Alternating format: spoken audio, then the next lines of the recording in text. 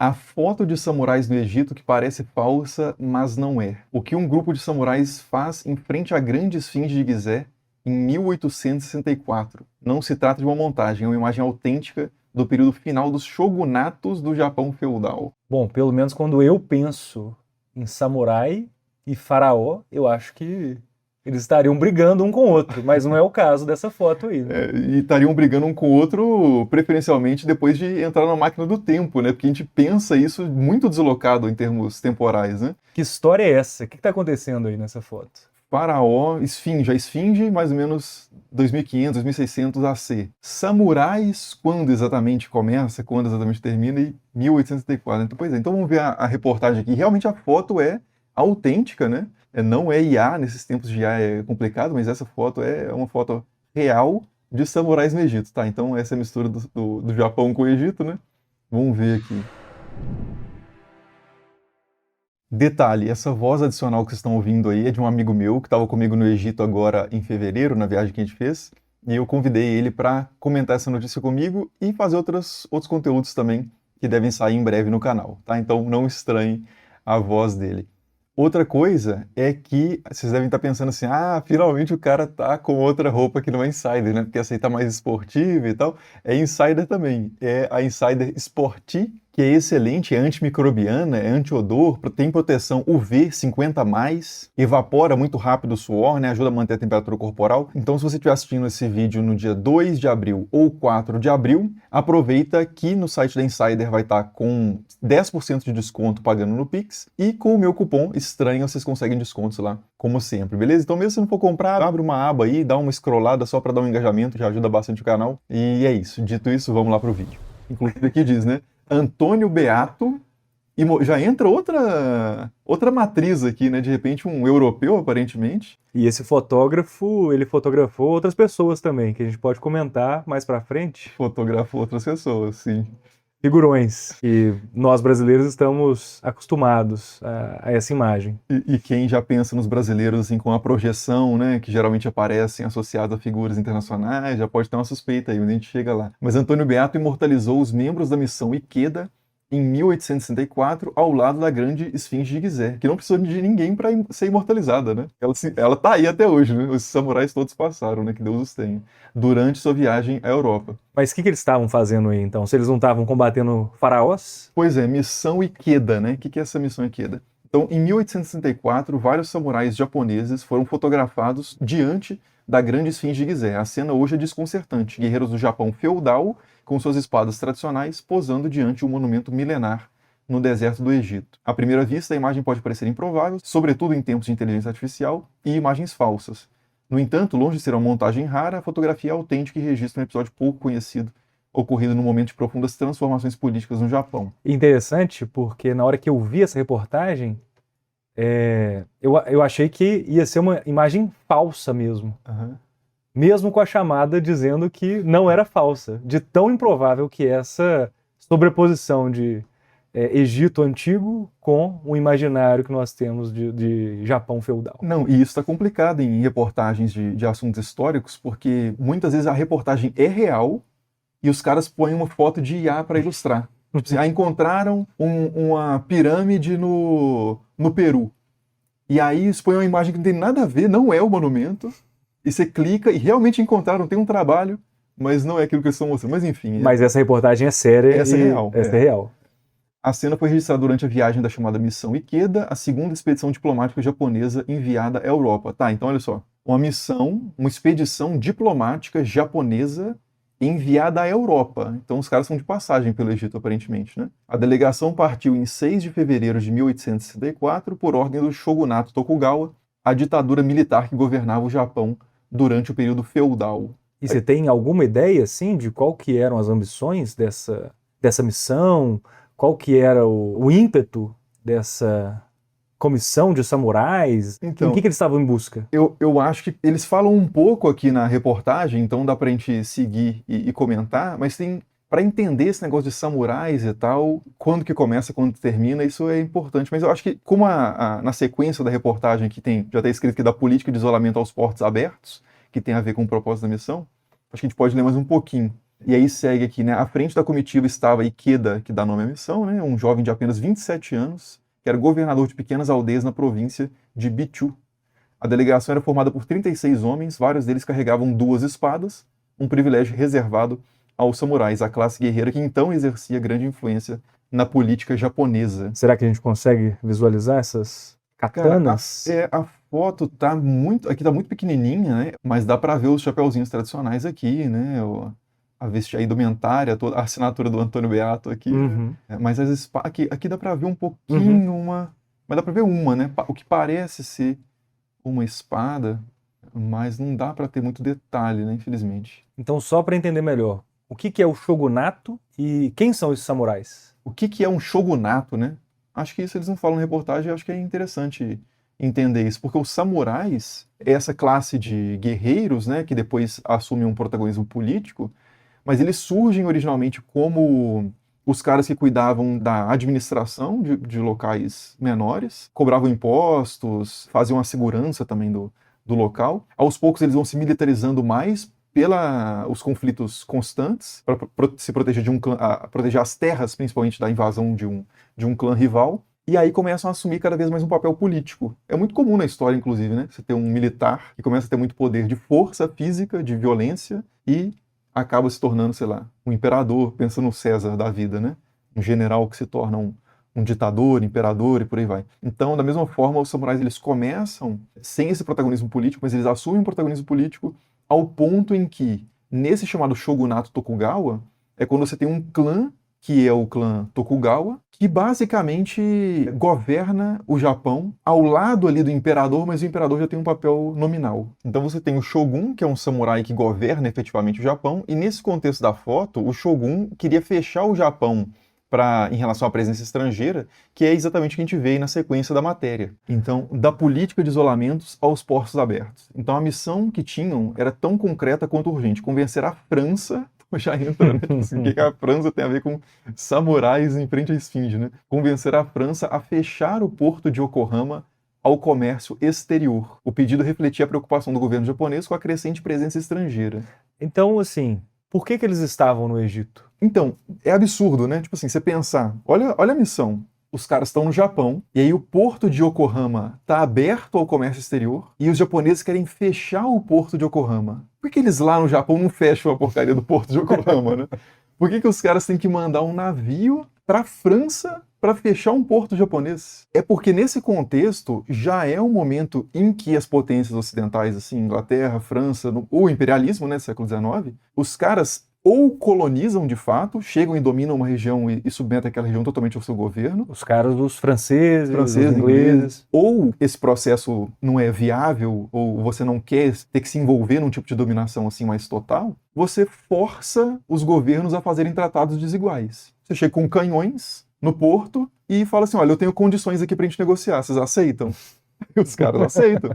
Então, o Japão até então, nesse período do shogunato, eles tinham uma política de isolamento, de se fechar à cultura, ao comércio estrangeiro, à religião estrangeira, especialmente o cristianismo, né? Só que chegou um momento em que os caras foram obrigados a abrir os portos e a abrir o país. Então, os caras estão indo na França, pedindo para a França de Napoleão III, aqui nesse período, né? Pedindo para os franceses ajudarem os caras a manter a sua soberania, né? Eles não garantem por si a soberania. E o Egito, vão abrir lá o mapa, né? O Egito está na rota. Porque como é que você chega do Japão na França, né? É longe, né? É longe. De navio. E é isso, é uma viagem de navio. Cadê o Japão? Aqui. Possivelmente a rota longe, eu não sei a rota exata que os caras fazem, mas pensando no caso da Índia, como é que os indianos faziam para chegar aqui na Europa, eles saíam do sul da Índia, vinham aqui Mar Arábico, Mar Vermelho, e aí ainda não tinha Canal de Suez, né? Mas eles chegavam no Mediterrâneo, e beleza, estão na Europa. O Japão provavelmente fazia algo parecido. Então os caras saíam aqui da ilha, né? Eles não vinham por terra, seria uma viagem infinitamente longa, né? E perigosa. Então os caras deviam descer, talvez aqui, né? Mar da China Meridional. Não sei como é que eles circulavam aqui as ilhas do Sudeste Asiático, Mas a partir desse ponto, a viagem era essa, né? Você sai daqui, vem aqui para o Mar Vermelho e vai na direção da Europa, né? No caso, a França que ainda está mais para lá ainda, né? Então, Mais o difícil. o Egito era uma região de passagem, assim, para essas comitivas. Isso, exatamente. E a Esfinge está aqui, né? Próximo do atual Cairo, né? Já tinha o Cairo, claro, nessa época, né? O Cairo do início da dominação árabe do Egito. Então, os caras nessa viagem passam pelo Cairo, e se você passa pelo Cairo, você não vai ignorar os monumentos que estão lá, né? As pirâmides e a Esfinge que está ali do ladinho das pirâmides. Mas então, assim, né? E esse aqui é o líder, né? Da expedição. As duas katanas. Sim, as katanas, né? O katanás, o pessoal fala também. As duas espadas aqui que mostram esse prestígio, né? Dessa classe privilegiada dos samurais. E o camarada, 27 anos, né, só nas costas, né? Levando 32 caras para atravessar o mundo. Uma missão com chances baixíssimas de dar certo, para conversar com um cara, um povo totalmente diferente. E a gente vai saber se deu certo agora, né? Então vamos lá. Por mais de 2 séculos, o Japão havia limitado severamente seus contatos aí, né? Com o exterior por meio de uma política conhecida como Sakoku, que restringia...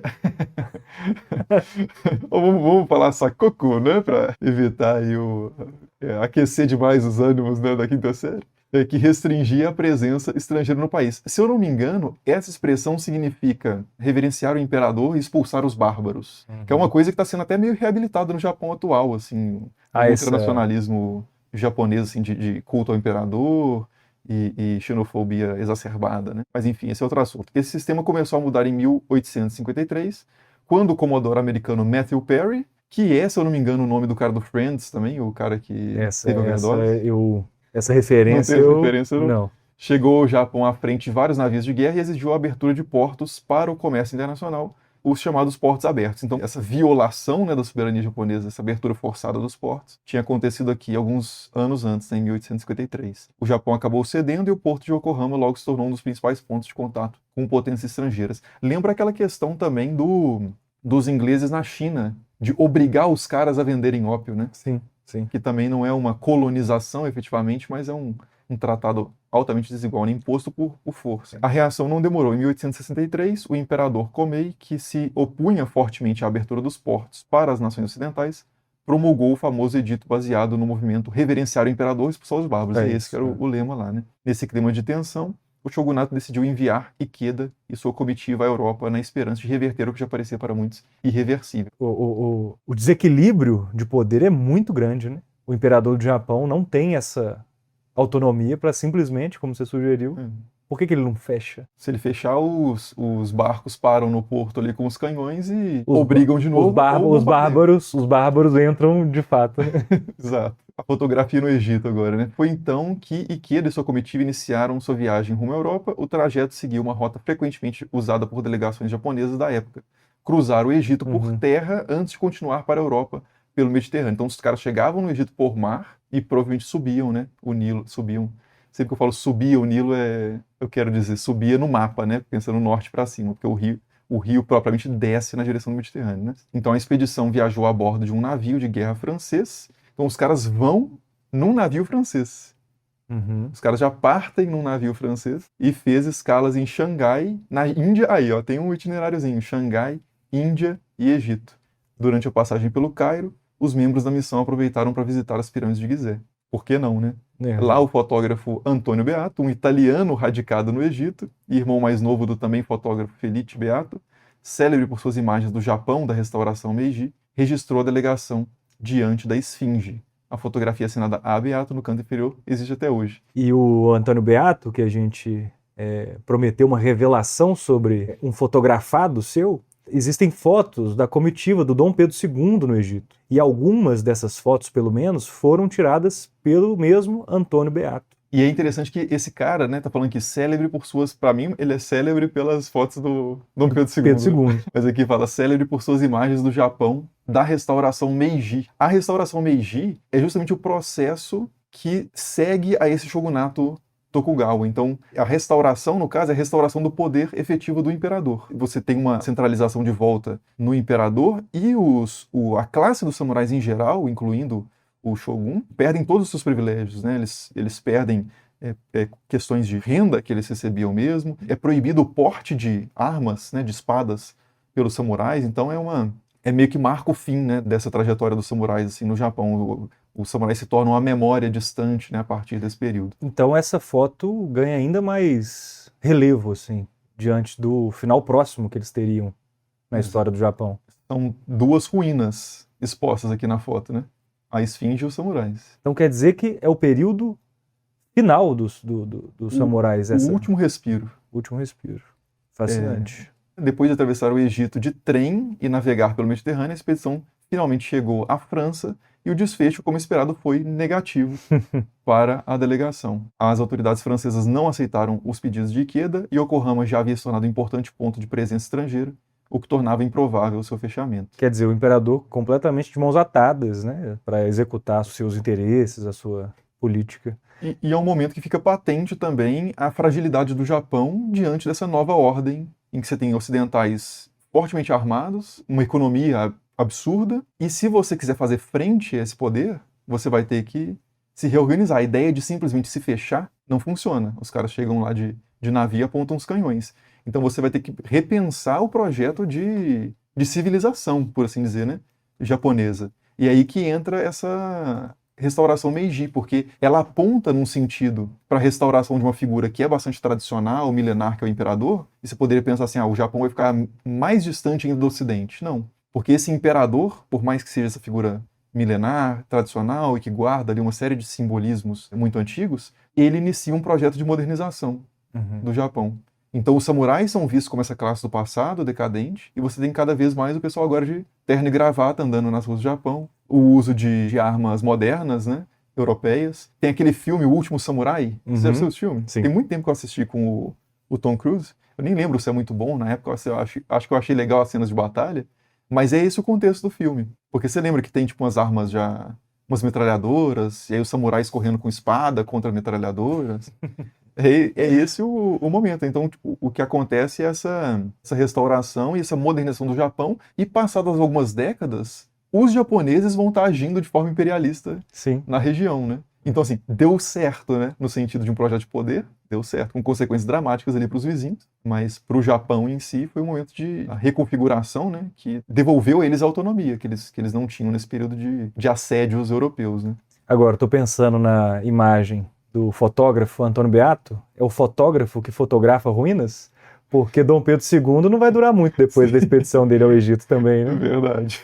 É o Mick Jagger da fotografia. Pode ser também. Tudo que ele tira foto, ou o Midas, né? O Midas invertido da fotografia. Então aqui é outro fotógrafo aqui, né? O famoso fotógrafo Nadar em Paris, retratou vários membros da delegação japonesa em estúdio. Então aqui já outra... Possivelmente, esses samurais estavam naquela fotografia do Antônio Beato. Acredito que sim. E aqui já em Paris, né? Já em Paris. A missão retornou ao Japão em 23 de agosto de 1864, de mãos vazias. Durante a estada em Paris, o famoso fotógrafo Nadar também retratou vários membros da delegação, e desta vez posando diante do plano de fundo de um estúdio. Retornou de mãos vazias e com péssimas notícias, né? Mas isso aqui não aparece na notícia, mas pelo que eu dei uma pesquisada de fundo, o cara, o Ikeda lá, o líder da expedição, voltou encantado pela Europa. Tipo assim, os caras são muito ricos, muito modernos, têm um armamento inacreditável. E essa impressão, que com certeza outras pessoas que fizeram expedições parecidas, aqui fala que é essa segunda expedição, né, levaram também essa impressão para o Japão. Isso certamente participou do convencimento desse plano de modernização, né? Então são samurais eles mesmos que e agora, meio que perceberam o irmão que o seu tempo passava ali, né? O irmão do Beato, do Antônio Beato? Felice Beato. Uhum. Ele que foi o fotógrafo da restauração. Irmão Isso. mais novo do também fotógrafo Felice Beato, célebre por suas imagens do Japão na restauração Meiji. Verdade. Pode ter sido um contato feito durante essa expedição, para ele ter sido fotógrafo da restauração? Tá, sim, é verdade. Ainda nesse período, a fotografia era uma coisa bem especializada, né? Pois é. Então, já devia ter, tipo assim, tô precisando de um fotógrafo, e você tem, tipo, 2 nomes para oferecer, né? Os irmãos Beato. Os irmãos Beato. Então, dos samurais, a restauração Meiji. O fracasso da missão refletiu uma realidade cada vez mais evidente. O sistema político do Japão feudal estava entrando em crise. Apenas 4 anos depois, em 1864, o shogunato Tokugawa foi derrubado e teve início a restauração Meiji. O Japão, então, abriu suas portas ao mundo, empreendeu um rápido processo de ocidentalização, modernizou sua indústria, reorganizou seu exército e transformou profundamente a sociedade. Assim, o país que enviara samurais para negociar com a Europa a bordo de navios de guerra tornou-se em poucas décadas uma potência industrial que passou a competir com as grandes nações do Ocidente. Quando Ikeda e seus companheiros posaram diante da esfinge, não podiam imaginar até que ponto o Japão estava prestes a mudar. Vista hoje, aquela fotografia parece capturar um momento de transição histórica, representantes da velha ordem samurai retratados em terras distantes, pouco antes de seu mundo começar a desaparecer. É isso aí. E como sugestão de outros temas relacionando Egito e outras situações inusitadas, eu deixo a recomendação do vídeo sobre por que tem mais pirâmides no Sudão do que no Egito, e também uma das obras mais absurdas da história do Egito, que foi a desmontagem e remontagem de um templo inteiro, que é o Templo de Abu Simbel. Valeu demais por assistir e até o próximo vídeo.